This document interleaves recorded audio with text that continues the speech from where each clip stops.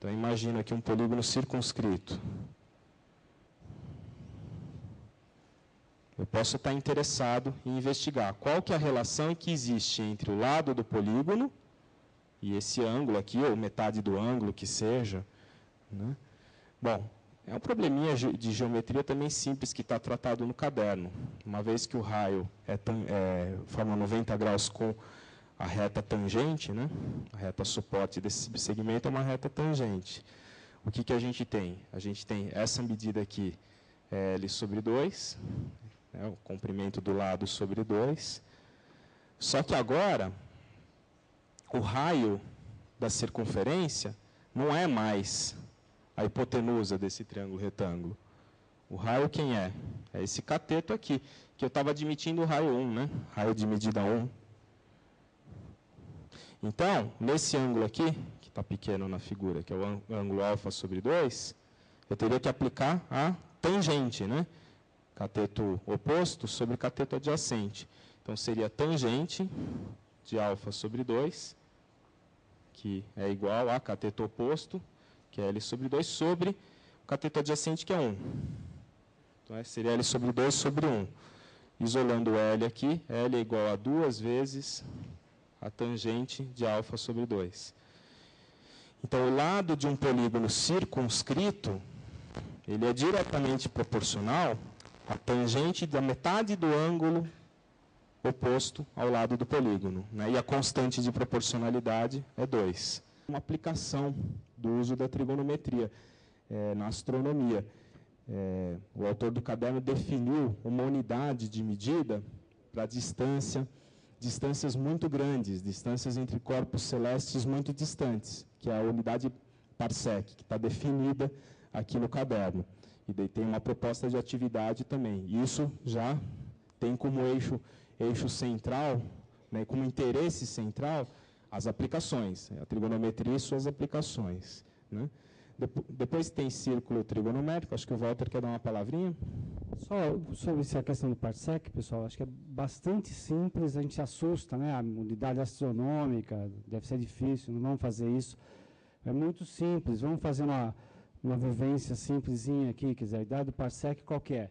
Todo mundo sabe que quando você fecha um olho, estou olhando o meu amigo lá no fundo, sentado, só com o olho direito aqui aberto, quando eu fecho o esquerdo, o que acontece?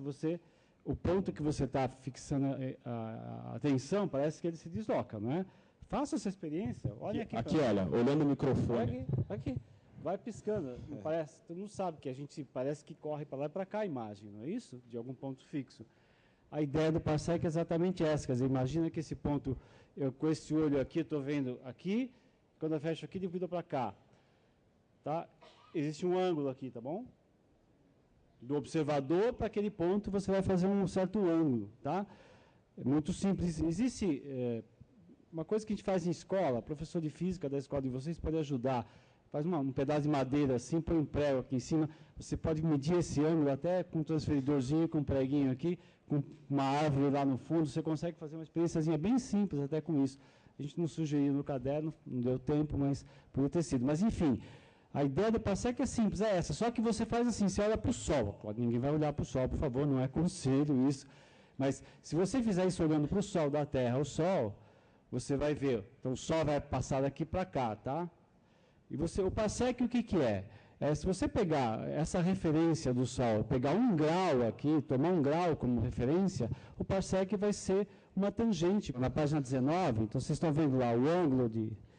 Está vendo essa? Lá em cima, na página 19, né, vocês têm você aqui, como se estivesse lá do Sol, lá, olhando, o ponto P lá é o Sol, está vendo? Lá em cima, na página 19, ponto P é o Sol, você está olhando para a Terra, você tem um ângulo de paralaxe, que chama...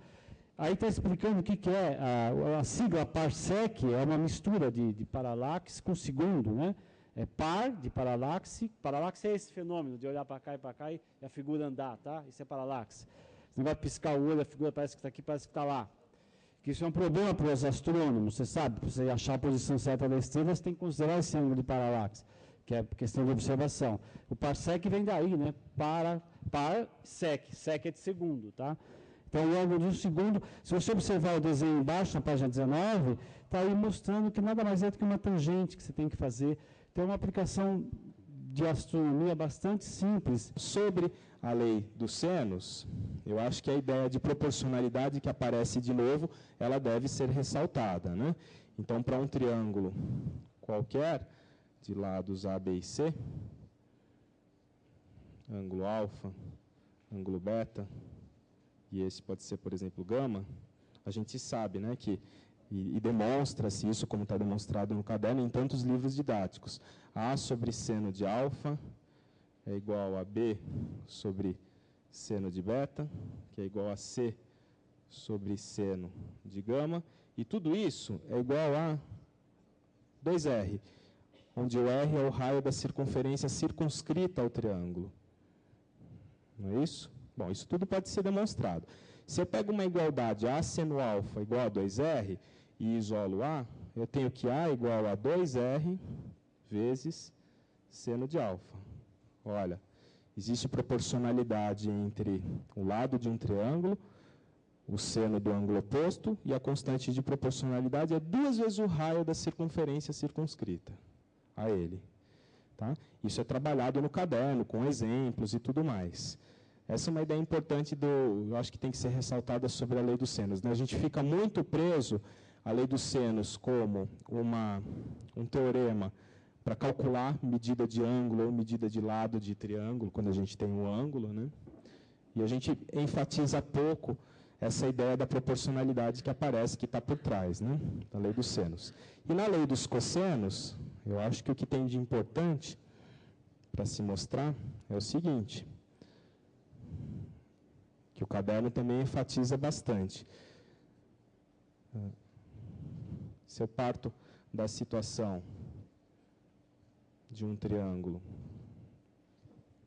onde eu tenho lados, ângulos, né? A gente pode demonstrar pela lei dos cossenos, por exemplo, aplicada a esse ângulo aqui, a gente sabe que A ao quadrado é igual a B ao quadrado mais C quadrado, menos 2 vezes B, vezes C, vezes o cosseno do alfa. Não é isso? Bom, isso já é conhecido do aluno de alguma forma? Sim, já é conhecido do aluno, sim.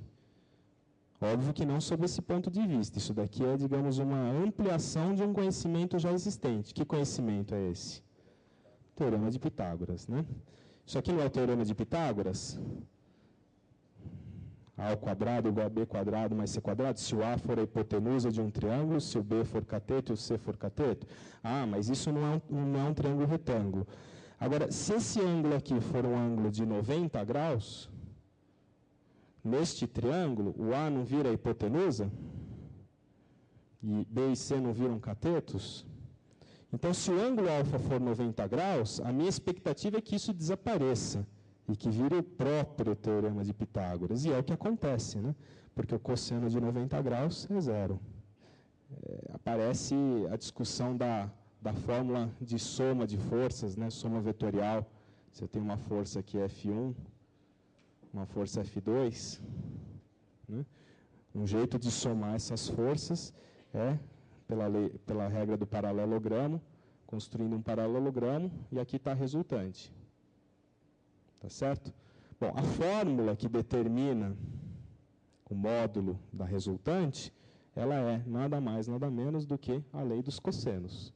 Tá certo? Está apresentado no caderno, está sendo mostrado. Na verdade, é assim, ela é a lei dos cossenos adaptada, né? Se você olha para a fórmula, o sinal do 2BC vezes cosseno de alfa, na lei dos cossenos é menos, na fórmula dos físicos é mais.